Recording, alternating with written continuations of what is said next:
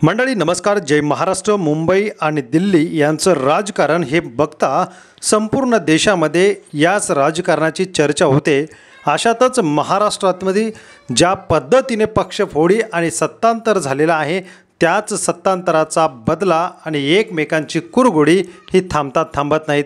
अशातच ज्यांचा पक्ष संपेल आणि पक्षच आपल्या ताब्यात आलेला आहे याच पद्धतीने सरकार चालत आहे आणि उद्धव ठाकरे यांना संपवण्यासाठी ज्या वेगवेगळी खेळी खेळल्या जात आहेत, मात्र उद्धव ठाकरे काही या ठिकाणी एकटे पडताना दिसत नाहीत। संपूर्ण शिवसैनिक आजही ठाकरेंच्या सोबत आपल्याला तशाच पद्धतीने बघायला मिळत आहेत। एकनाथ शिंदे यांची दिल्ली वारी प्रचंड प्रमाणात वाढलेली आहे, कारण ठाकरे हे कमी पडताना दिसत नाहीत। अशातच एकीकडे महाविकास आघाडीचं चॅलेंज तर दुसरीकडे याच ठिकाणी महत्त्वाचं आता ठाकरे बंधू एकत्र आले। ज्या ठाकरे बंधू न एकत्र येणं शिंदेंसाठी चांगलं बाब होती, तीच आता तोंडघशी पडताना शिवसेना दिसत आहे। ज्या राज ठाकरेंचे उंबरठे एकनाथ शिंदे यांनी शिवसेना ताब्यात घेतल्यापासून झिजवायला सुरुवात केली होती, त्याच शिवसेनेकडे आता राज ठाकरेंनी मात्र दोन्ही ठाकरे बंधू एकत्र आल्याने चांगलेच अडचणी वाढलेल्या आहेत। अशातच दिल्लीमध्ये मोठ्या हालचाली घडायला सुरुवात झालेली आहेत।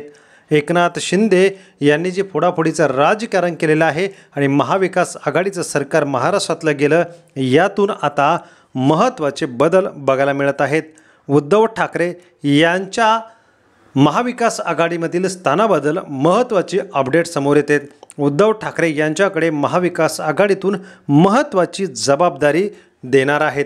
उद्धव ठाकरे यांच्याकडे बघता देशाचं राजकारण उद्धव ठाकरे यांच्या ठाकरे कुटुंबियाच्या अवतीभोवतीच फिरताना दिसत आहे।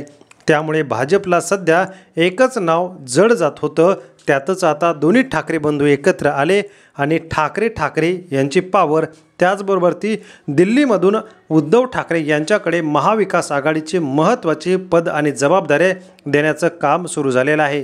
त्यामुळे जो पक्ष संपेल, उद्धव ठाकरे संपेल असंच ज्यांना वाटत होतं, तेच आज मुंबई असेल महाराष्ट्रामध्ये तगडं आव्हान देताना दिसत आहेत। एकीकडे दोन ठाकरे बंधू एकत्र आल्याने शिंदे गटाची चांगलीच अडचण वाढलेली आहे। शिंदे यांच्या फेऱ्या अमित शाह आणि नरेंद्र मोदी यांच्या गाठीभेटी घेऊन पक्ष कसा वाचेल याच्या संदर्भामध्ये चालू आहेत।